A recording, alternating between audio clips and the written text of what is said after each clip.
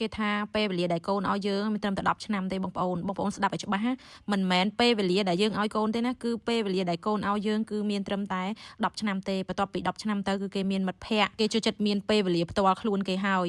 ពេលដែល18 20អីចឹងទៅគេមានសង្សារគេឃុំខ្លួនគេតែក្នុងបន្ទប់គេមានមិត្តភ័ក្តិគេដើរលេងទៅជាមួយមិត្តភ័ក្តិគេពេលវេលាដែលកូនឲ្យយើងគឺកាន់តែខោចទៅតែម្ដងបើយើងអត់ចេះក្តាប់ឱកាសពេលវេលាដែលយើងនៅក្បែរគាត់តែងតែហៅរកយើងរាល់ពេលហ្នឹងណាចូលម៉ាក់ប៉ាកុំខឹងកូនកុំធុញកូននៅពេលដែលកូនហៅរកព្រោះអាយុកូនតិចគឺពេលដែលគាត់ឲ្យឱកាសយើងហើយគឺពេលដែលគាត់គិតថាមានតែយើងទេសំខាន់ជាងគេក្នុងជីវិតគាត់អញ្ចឹងពេលនោះហើយដែលយើងមានឱកាសបានស្និទ្ធស្នាលបានបញ្ចេញអារម្មណ៍ដែលយើងស្រឡាញ់គាត់ពេញលេញតែម្ដងបងប្អូននេះគឺខ្ញុំឮគេនិយាយដែរទេពេលដែលខ្ញុំឮគេនិយាយហើយគឺខ្ញុំភ្ញាក់ខ្លួនតែម្ដងបងប្អូនរាល់ដងគឺខ្ញុំគិតតែពីការងារទេអត់សូវខ្វល់ពីគាត់ទេពេលឮគេនិយាយហងបងប្អូនអើយចង់ទឹកភ្នែកតែម្ដងគេនិយាយពិតជាត្រឹមត្រូវមែនតើពេលវេលាដែលពួកគាត់នៅតូចៗនឹងហើយដែលពេលវេលាដែលគាត់ឲ្យយើងថ្នាក់ថ្នមគាត់នៅក្បែរខ្លួនគាត់ផ្ដល់ភាពកក់ក្ដៅឲ្យគាត់តែតិចទៀតបងប្អូនគេគ្មានពេលវេលាឲ្យយើងទៀតទេ